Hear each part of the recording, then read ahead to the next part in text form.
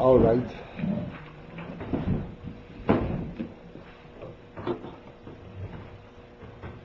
Once again, we'll talk on the Pasha of the week, which you are learning, Pasha's VaYeishev. And as we usually do, make an attempt to dig in a little bit and perhaps draw something from it that will help us to understand our own lives.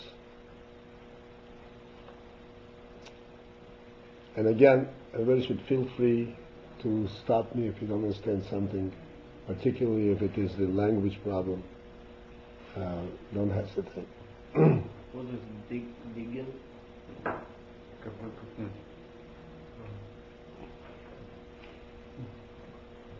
Спасибо.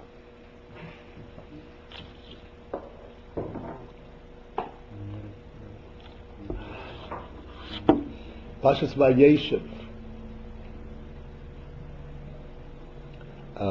VaYeishev means he settled down. And Rashi right away says, VaYeishev Yankiv wanted to settle down after his long journey by Lavan and Esav and all that. He wanted to settle down in peace. And then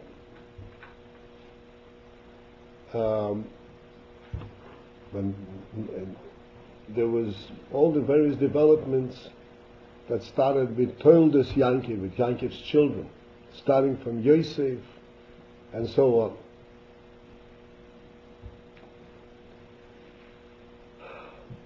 So the Pasha actually describes the various occurrences that are completely opposite of VaYeishev, of settling down in peace and calm. Completely opposite. And yet, the name of the Pasha is VaYeishev. And as the Rebbe always says, that the name of the Pasha represents and symbolizes the general content of the Pasha. What the Pasha includes, contains.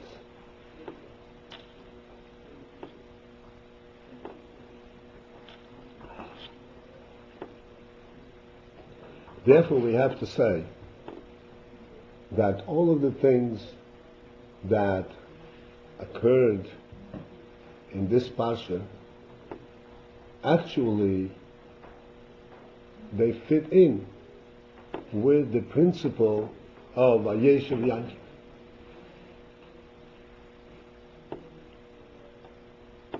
When we examine this Pasha, from among all the Pashas that we've learned so far, and the others had all kinds of different things happen to them. But this Pasha of peace and calm has the most disturbing occurrences. Disturbing, not peaceful. Upsetting.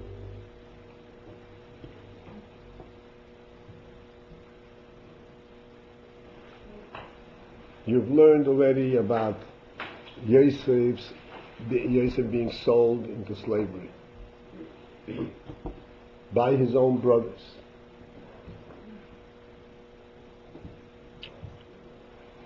And this goes through further down with Yehuda falling off from his brothers.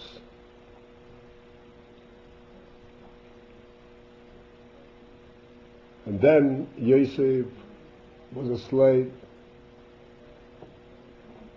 and he was accused, later on in the Pasha, he was accused of a crime, which was totally untrue. And because of that, he was thrown into a dungeon, into a prison. And he lived in the prison for many years. And then, in this prison, there were two ministers of Pari. and they had dreams, and Yosef was able to interpret their dreams for them. And to one of them, he interpreted the dream in a very positive way. And he said to him, "You are going to be restored back to your position in the palace." And he asked him a simple thing, that he should remember him, and he should mention that he is here in the Pasha, in this prison. And the end of the Pasha is that he forgot him, and he didn't mention him. So the very conclusion of the Pasha re-emphasizes just the opposite of VaYeishev.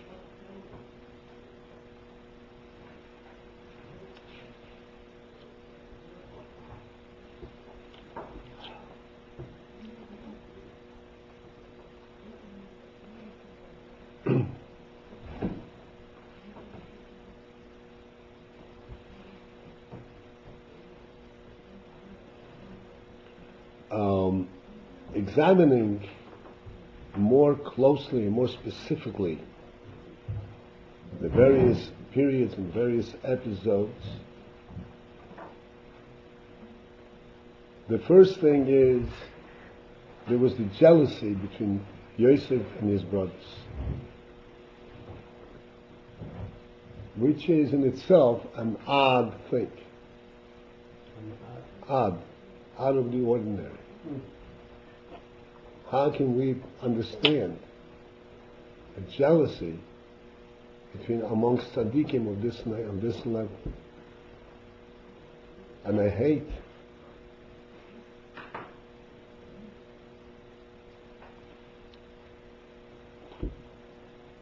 and then Yosef has dreams about him being king and all that, and his brothers bowing to him, which is also odd. Why Yosef think about this kind of things? But that's not enough. Yosef goes and tells his brothers about it. Not once, but twice. Doesn't make any sense.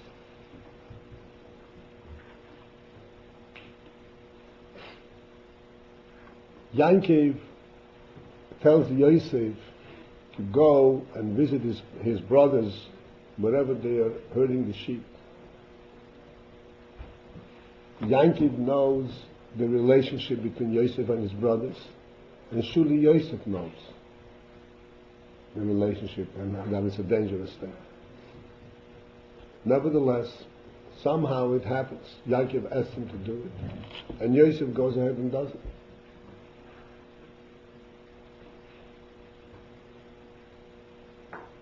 Yosef finds his brothers finally.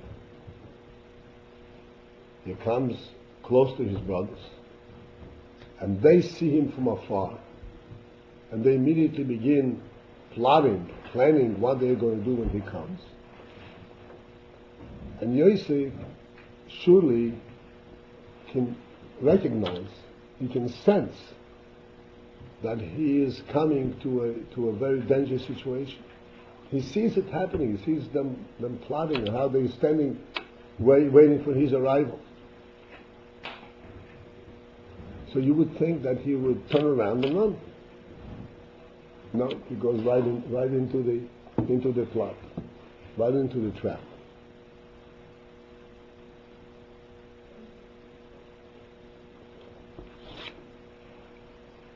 Again, it doesn't make any sense.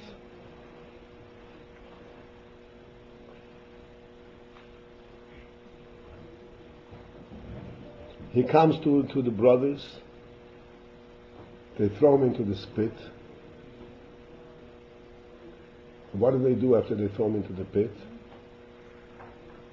They sit down to eat lunch.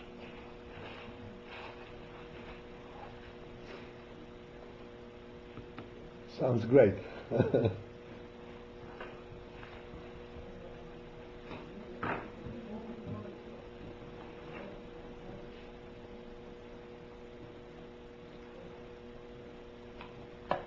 Finally,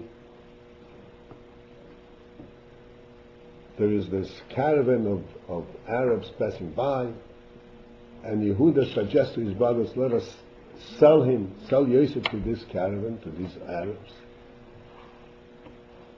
So they take Yosef up and they sell him to the Arabs for 20 shekel. You know what 20 shekel is? In today's money, it's $6.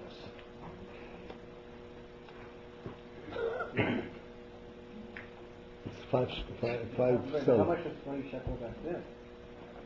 It's 5 sloim. This is the pidyon chor. Huh. Wow. Nothing. And they sell him. They need this money. When you sell him, you want to get rid of him, give him away. Or get a better price for him. Or get a better price. They sell him. And they divide the money amongst themselves. Doesn't make any sense. The whole thing is just out of whack.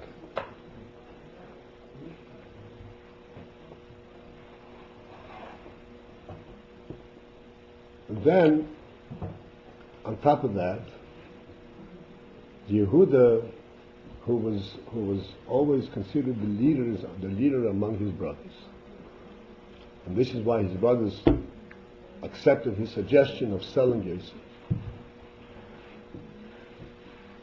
And now there is a break between Yehuda and his brothers. Not enough there was this break between Yosef and his brothers. Now Yehuda is broken.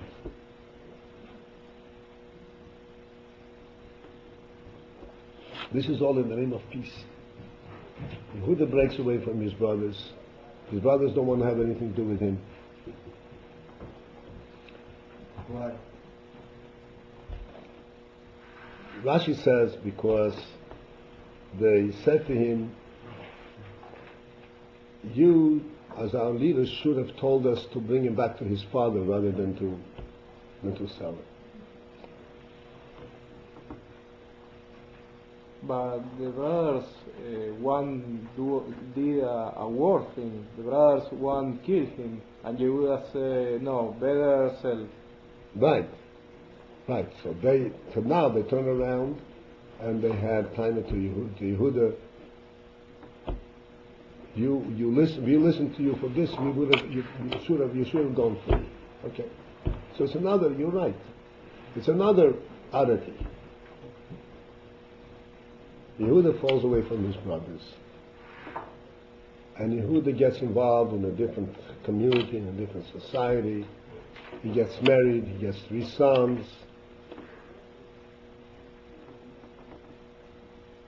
2 of his sons.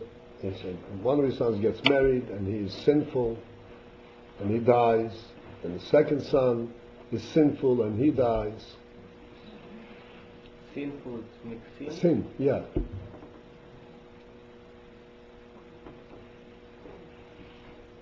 And then finally, as you will learn, Tamar had to do something which is not really appropriate for a tzadkonis like her to make herself available like that, and Yehuda is the one who falls for it, and then Yehuda gets involved with Tamar, and finally Tamar gives birth to two twins. And who are these twins? Peretz and Zorah. And out of these twins, out of Peretz, ultimately comes out David HaMelech. And in the further run, Mashiach. This is all part of the same line. It was about Yaakov Mitato Shleimer, right? Yeah. But it sounds like that they're not so like perfect. Right? Doesn't make any sense, right? And who's Tamar? Hmm? Tamar. You learn in the Pasha. Tamar was Shem's daughter. Was the daughter of Shem. That's what Rashi brings down.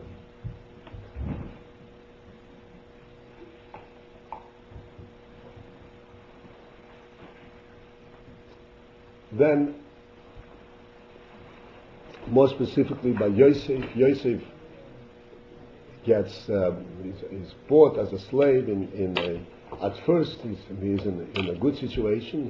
He serves in a very prestigious house by Potiphar and a minister of the Paroi, and he's very successful and so forth. But then he is being accused of inappropriateness, totally falsely, as he will learn, and he's thrown into a dungeon, and he sits in the dungeon for years, for many years.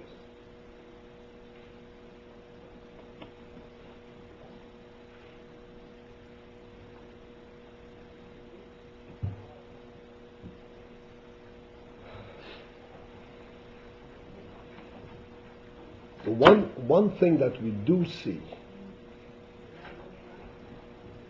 in other words, there's a glimmer of light that comes out openly, and that is from Yosef. Yosef and Yehuda also. Yosef was in this dungeon. First he was in the house of this minister, and he was being enticed, he was being drawn to do a sin, and he resisted it with all his life, completely ran away from it. And whoever saw him, whoever came in contact with Yosef, throughout this whole period, even though he was completely alone, Yosef was 17 years old when he was sold into slavery.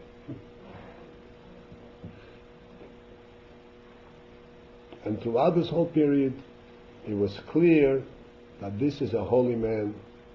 This is a man that has to do with, that serves God, and does not do with anything else.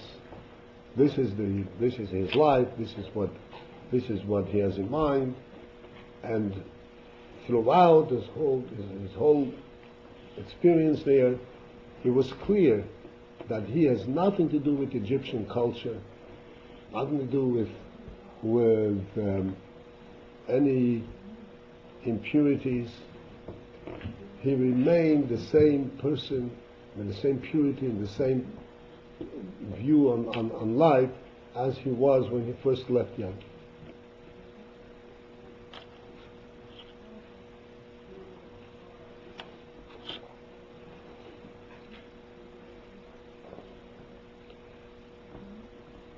Just to give us a little bit of a perspective, what is happening here.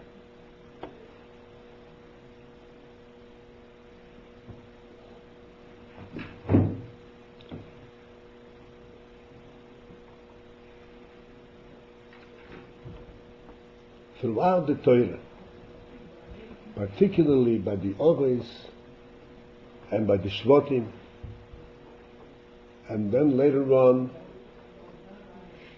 by the greatest tzaddikim, by Moshe and Aaron and Miriam, we find situations where things that came through them, that they did, actions that are completely beyond them, something that they have absolutely no way that they can possibly do it. Something be completely below them. And somehow it works out that they do it almost like through a force that is beyond their control.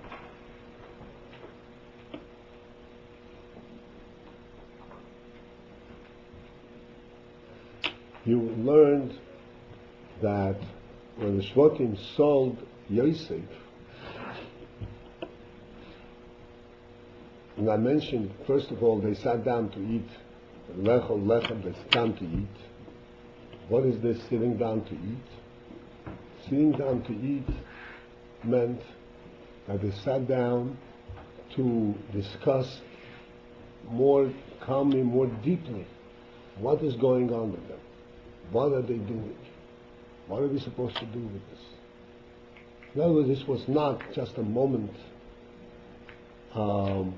without reflection.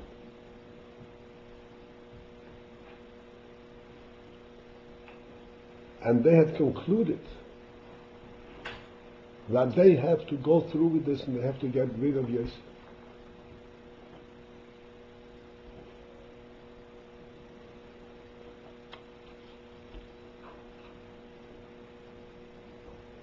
The moment after they sold Yosef, they were immediately faced with the problem, what are they going to tell Yankee? So you know that they took the sheep or the goat, they shafted the goat, they dipped the Yosef's shirt in the blood of the goat, they sent it to Yankee, and Yankee sat down to mourn Yosef, and he mourned for Yosef 22 years. 22 years he mourned for Yosef because he thought that he was killed by this wild beast. And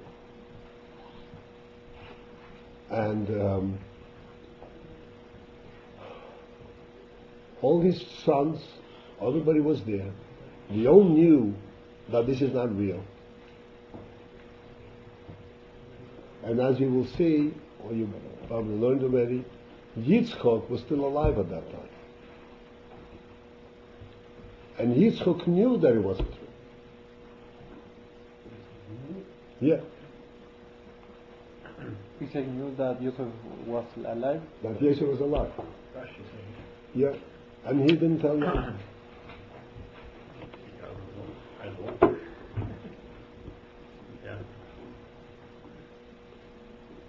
And Yitzchok said, if Hashem doesn't told me and he didn't tell him, that means that he shouldn't know.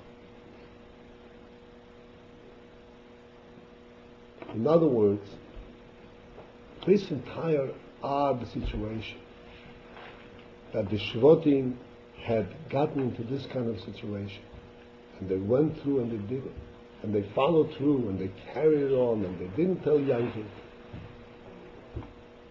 This was obviously something beyond human comprehension. This was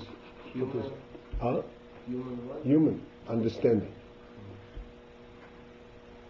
And it wasn't a human action, it was something which was being directed and driven from above, from Hashem.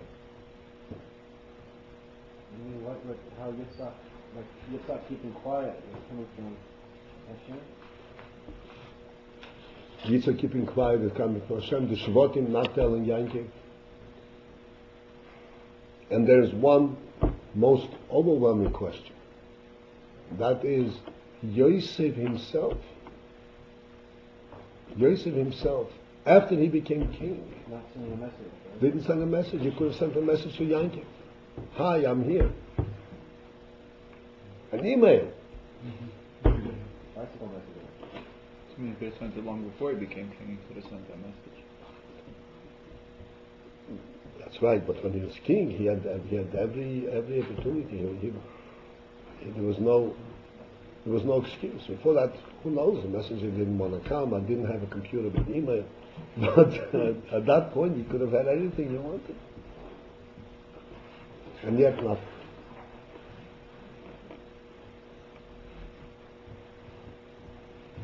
The same thing regarding Yehuda. Yehuda seemingly, like you ask, Tosa Shleim, seemingly had descended into a low level. But we know that Yankiv, later on, in Pashas VaYeishev, when Yankiv blesses his sons, he praises Yehuda for various things. He praises Yehuda for saving Yosef's life. And he praises Yehuda for admitting the story with Thomas. And as a matter of fact, this was instrumental in bringing about a Malchus wisdom.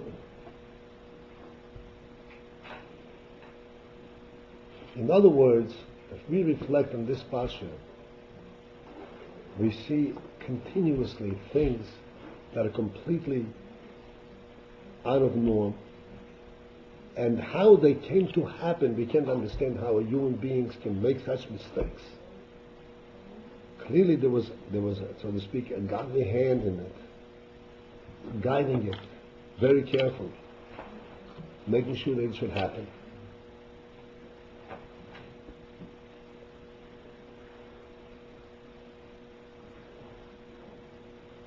And the Shvatim and Yankiv and Yitzchok and so forth, Yosef and Yehuda, they all saw that things are happening that don't make sense.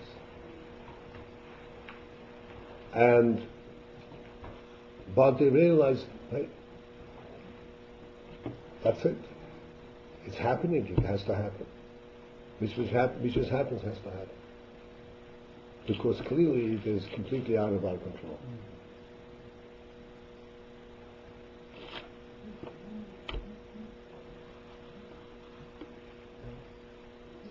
Yeah. Sorry. Does that mean that they weren't, they didn't know what they were doing? Like, maybe I'm not understanding. Like, is that like? They knew what they were doing. They knew what they were doing. But somehow their mind guided them to do things that don't make sense.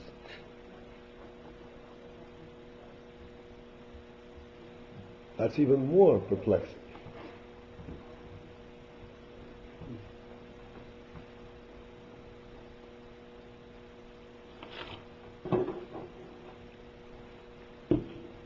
And this is Hashem's guiding hand. Where is this leading to? It's leading to fulfilling Yankov's request and wish for VaYeishev, for finding calm and peace.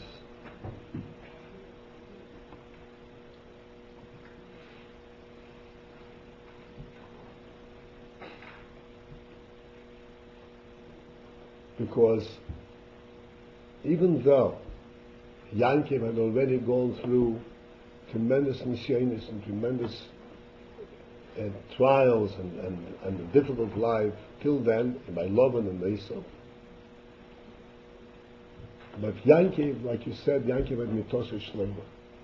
Yankov hadn't fulfilled his mission, hadn't reached the completion of his work until his offspring, until Yosef and his brothers will have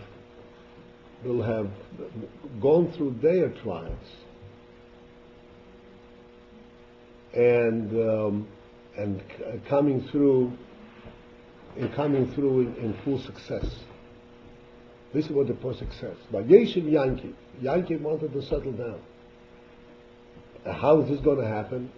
Eile Toldus Yankov. It's going to happen through Yankov's Toldus, Yankov's offspring, Yankov's children. How will Yankov get his complete peace? Only after he sees successfully what happens with his children. Because as a matter of fact, later on you will learn that when Yankov finally came to Mitzrayim, he lived in Mitzrayim 17 years.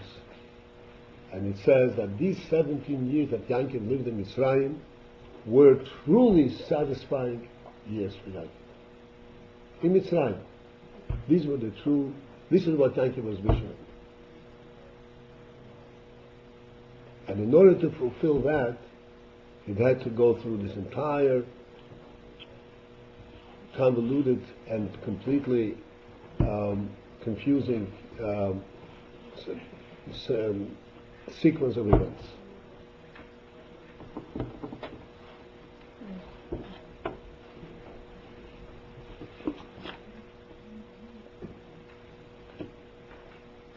And it had to be in Mitzrayim, ultimately. It had to be in Mitzrayim. Tell this Yankee. Why?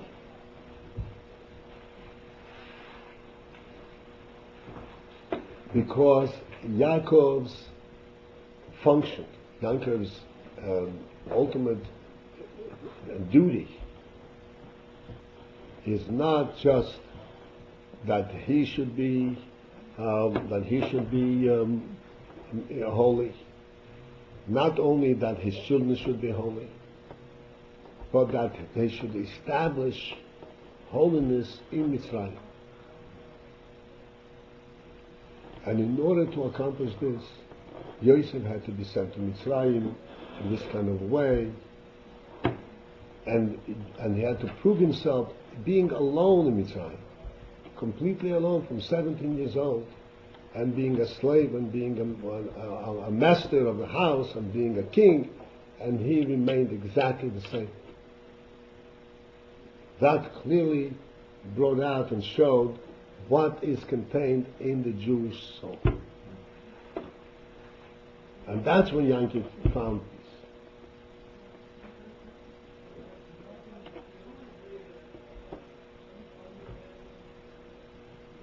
This is the answer of our question. I'm sorry? This is the answer of our first question. Our First question. We asked why the partial first word, VaYeishev. called VaYeishev, yeah. Yes. So this is the answer. This is the answer, right?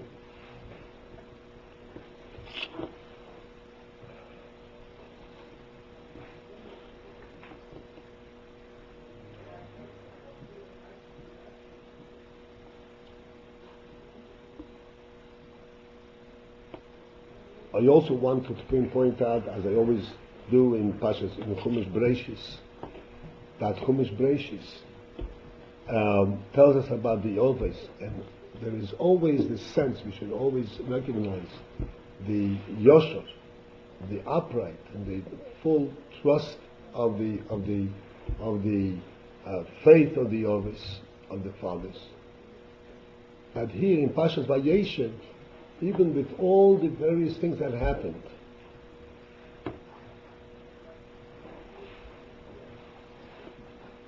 they did not lose their perspective. They recognized something is happening which I don't really understand. But they didn't change anything. Didn't change their perspective. Not Yankee, not his sons, not Yosef, nothing. This again brings out in the Pashas VaYeishev, probably more than many other Pasha, because of all the various things that happened in Pashas VaYeishev. The steadfast, the strong view of life that Yankee and his sons had. With all the infighting and everything that happened, nothing fundamentally changed. And when Yankee finally came to Yosef in Mitzrayim, and Yosef was king then, having been alone for 22 years, since the age of 17, you would think that Yosef now has to do tshuva, has to become a Baal tshuva, has to change his way of life. He wants to come back, but it has to be a process to come back. Nothing, there was no need for anything. He was right there, 100%. There was no transformation, no change in Yosef's life before and after Yankov came.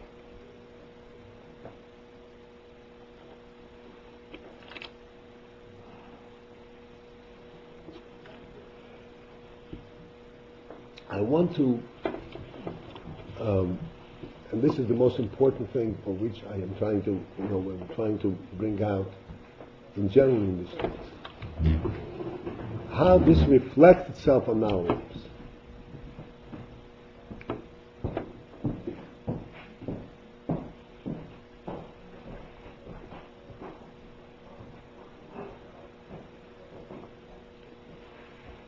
If you would pay attention how the normal day goes, we would find that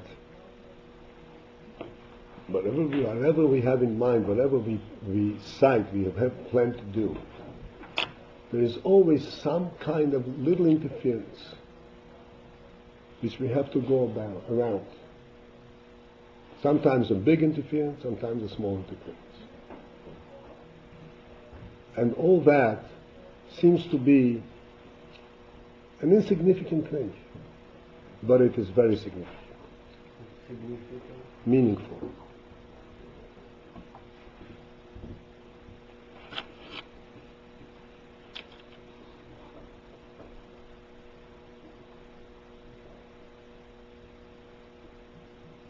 Just to point out something that's just occurred right here before. Someone sat down on his seat, walked off, and someone else didn't know, inadvertently sat down on his seat. This is it's a normal situation. Nobody meant anything bad. But it was important to see how we deal with it. This is what Hashem is doing to build and to bring out in us a depth, an understanding of life.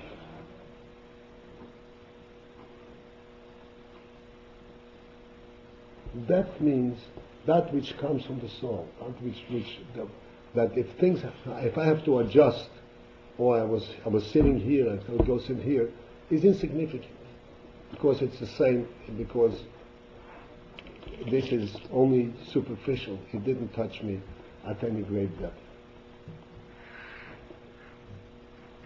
The incident should be regarded as insignificant. The lesson is significant. Well, that's what I'm saying. We are constantly under, Hashem is constantly guiding us. And every small incident that seems to be just happening accidentally, naturally, is very pointedly directed to us, and it has a profound effect on our character. So that we learn, we bring out much deeper qualities from our soul. And we can stay on course regardless of what happened, what the situation is. What happens, what interference it is. It's interesting. Sometimes I myself pay attention to this, just for the curiosity, for the interesting things that happen. You want to walk over to pick up a sefer, pick up a book, and there is nobody between you and the bookcase. All you have to do is make one step and you pick up a book. Almost invariably, by the time you make that step, somebody else steps in the middle.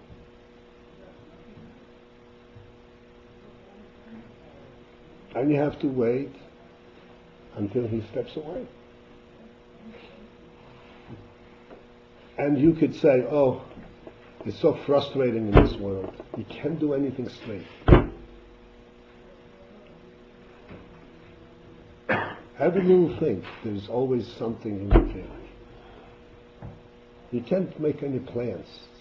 Somebody's going to get into your way.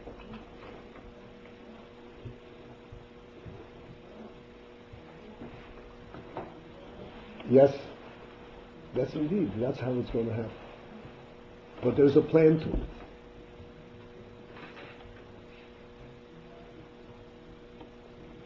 There's a plan in it.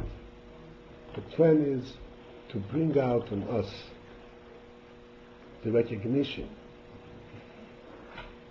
that we are not just acting in a natural environment, in the world. If we were to look at ourselves that we're acting just in the world, in a natural environment, we would be frustrated every minute in the day. This is what an neshama is. This is what a soul is. Hashem gave us a neshama the ability to rise above and not be affected by worldly interferences.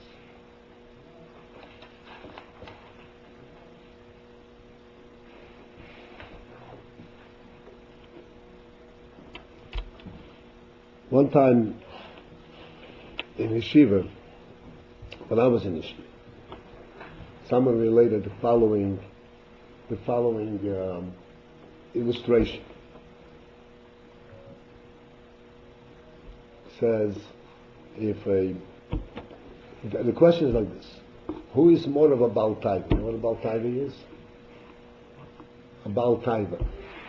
Like to eat. Yeah, a Baal Taiva. Yeah, who is more of a Baal Taiva? A wealthy person or a poor person? So he says like this: look, if a wealthy person is sitting and you give him a plate of food, what happens? He sits there, he looks at it, examines it, picks up the fork, touches it, puts it down, picks up the knife, gets it a cut, takes a little piece, and you can take a half an hour eating this plate. You give a pauper a plate of food, what happens? He grabs at it, what's into it. Right? So who's the bigger Baal Taiva? The pauper. Then we said, no way. The real test, what? I think other also, maybe for the people, the person that is rich, if you pull gold. What? Pull gold, oro, Moshe. Gold. You pull gold, maybe it happen the same. I'm sorry, what? Understand? Gold. Gold? Yeah. If you put gold for the rich person. For the people, maybe. Gold? Yeah. Maybe the same. The person throws the gold and take all responsible. Depend the thing. Things. Okay, listen, okay? This thing was well thought through. The real test, he said, is not at the time when you put the plate down. The real test is what happens if while he's sitting there and eating, somebody comes and takes the plate away. What will happen to the pauper? Take the plate away. He said, okay. Hashem gave and Hashem took away. What are we going to do? So I don't have it. I didn't have it before, I don't have it now. You take it away from this rich man, he makes a tzaka. What's the matter with you? Don't you see I'm still eating? How are you coming interfering with my lunch?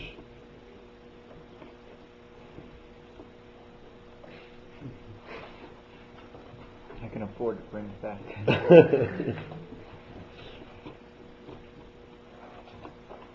You see, this is life, and Hashem is constantly teaching us. Not only teaching us in terms of book learning, He is training us with such a careful manner, so that we should slowly recognize and slowly bring out deeper qualities in us. You know, little children, they get frustrated on small things. But eventually, they begin to realize, they go out of it, and they're no longer affected by it. They're no longer affected by it. This is part of the growing process. And as we become mature, we are still frustrated with small things, big things. We should understand all the things that occur in our path. There's Hashem's hand in it.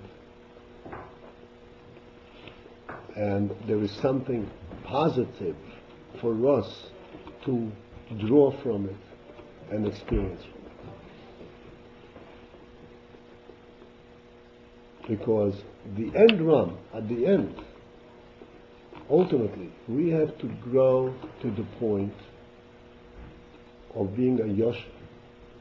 You have to go to the point like VaYeishev HaTzadik, that we have a job to do, we have a duty to do, and we are prepared to do this duty and to live this life under all circumstances. We can have surrounded by enemies. We do our in order to have that strength of character and that strength of vision, we have to go through all of these little episodes that develop that character, develop that strength. We start from small things among friends, but this is a training ground for big things among not necessarily friends. And when we do come out into the world, and we are going to be exposed to all kinds of different ideas, and people may stand there and laugh at us, may stand there and want to harm us, whatever it may interfere with our duties, we have to have the character to carry through what we need to carry through. You have to be able to stand up and carry through, not only that we hide away and do our little thing, or openly go and influence others. Like VaYeishev HaTzadik, not only did he not hide, and he continued to do his own, he didn't hide, he influenced the whole Mitzrayim, he changed the whole Mitzrayim.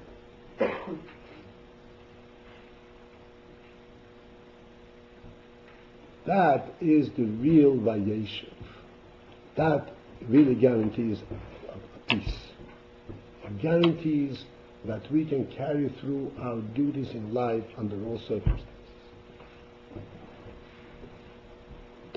And then we can go with so to speak, with a sense of peace and sense of assurance that we can carry through our duty in life and do our thing. And we're not going to be swayed.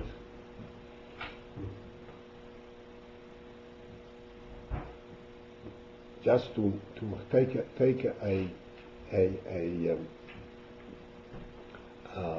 example, an illustration from the Shluchim from Rabbi. Do you understand what a Shliach is?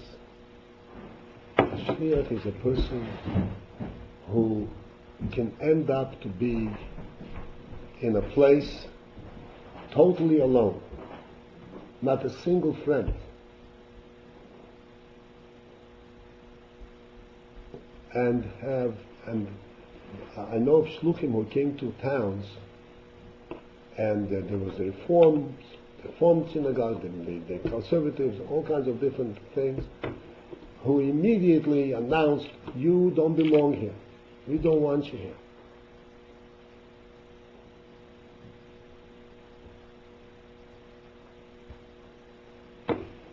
And if you would be flustered by this, you wouldn't make first base. I know I have a son who is a shliach over here in Long Island, and his experience was minor relative to some others. So he came to Long Island, to this town in Port Washington. There was nothing there, it was complete desert in terms of Yiddishkeit. Not one single small minyan, nothing.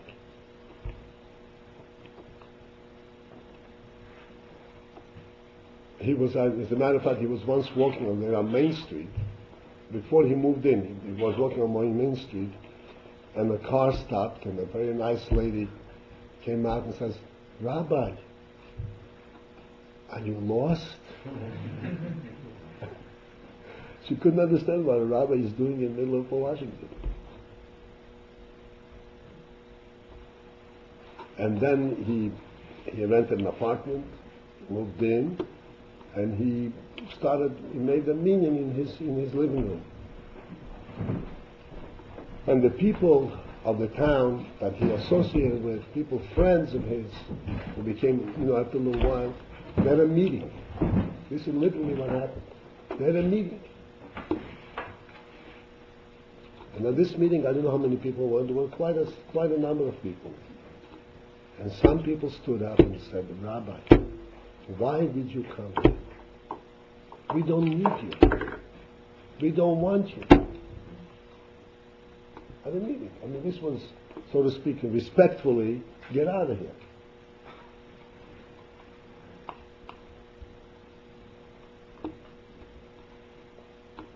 When they care.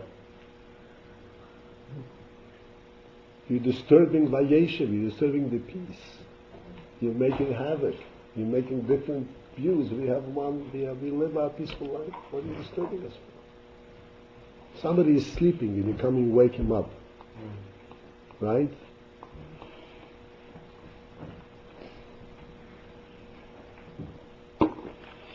So if he was a weakling, he didn't go through all of these episodes and all that trial, he would have felt completely out of place. He smiled at all of them and he said, you know what, I'll meet you 5 years from now and see what you say. Well, now Baruch Hashem, he's got a huge building with a school, with a big shul. He's the most popular rabbi in town. Literally. Huh? Where did this happen? Where? Where is it? In Port Washington, Long Island. All the conservatives and the reform people come to listen to his sermons and shots. Paltiel.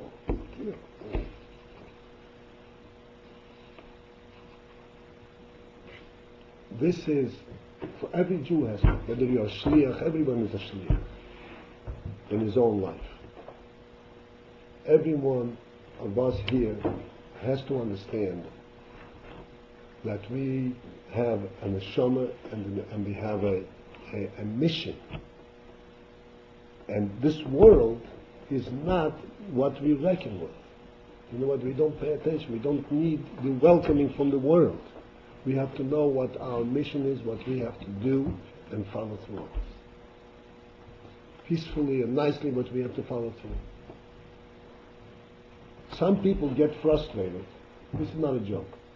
You drive a car, and somebody cuts you off. You ever see somebody starts cursing and he's all flustered and he must cut you back off?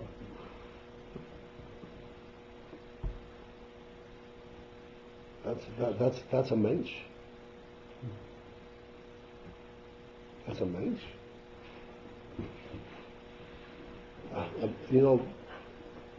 First of all, it's dangerous. It makes no difference. You cut me off. Totally insignificant. That's if we live, so to speak, on this surface level. Everything bothers us. Everything bothers us. This is our training ground, and this is what we learn from the Pasha. We have to understand things are going to happen, and things are happening. As I said, most of the things in our current situation is just training, but ultimately we have to know what we are, who we are, where we're going, what we need to do, and that is the primary goal what we have to do. The little detours, detours mean really turn around that we mentioned, there's something in the middle you have to go around, these are all insignificant. These are all made, yes, it's made to make it more difficult for us, but it doesn't stop our goal. It doesn't stop our activity. We need to do it. And this we see in this Pasha VaYeishev like no one else. VaYeishev Yankiv, and take a look what happened over here. And through all of these occurrences, Yankiv did reach a real peace.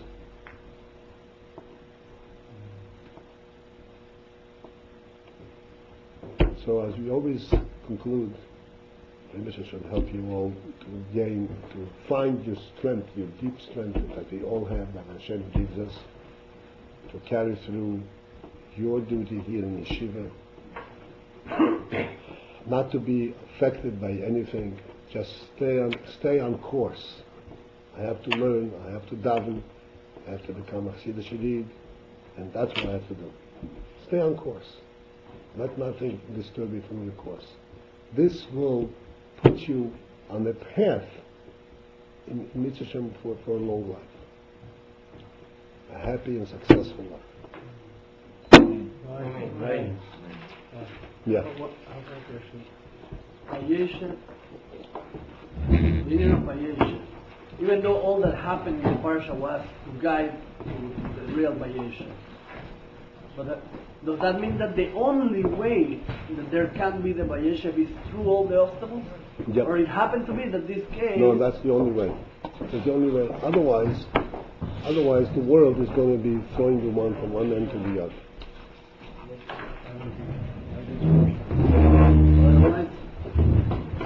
You have to be able to withstand the pressures of Mitzrayim. That is not real.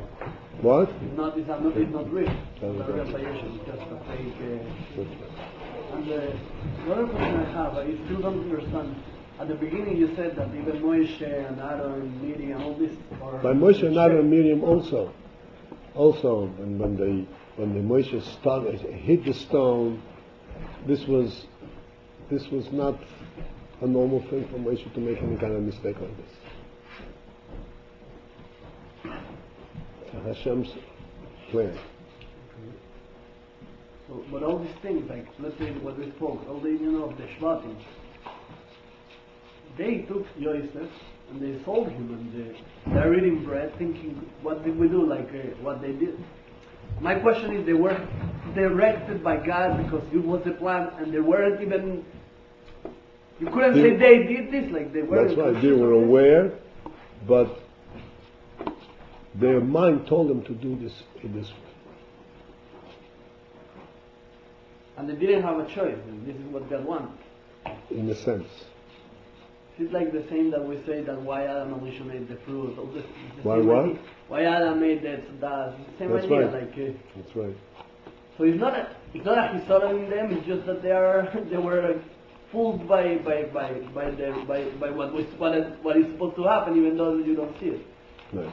Well, it's definitely not a history, but you have to understand how this does relate to them or doesn't relate to them is a much broader thing. Okay? But from this perspective that we discussed today, you have to understand that there's definitely God's hand.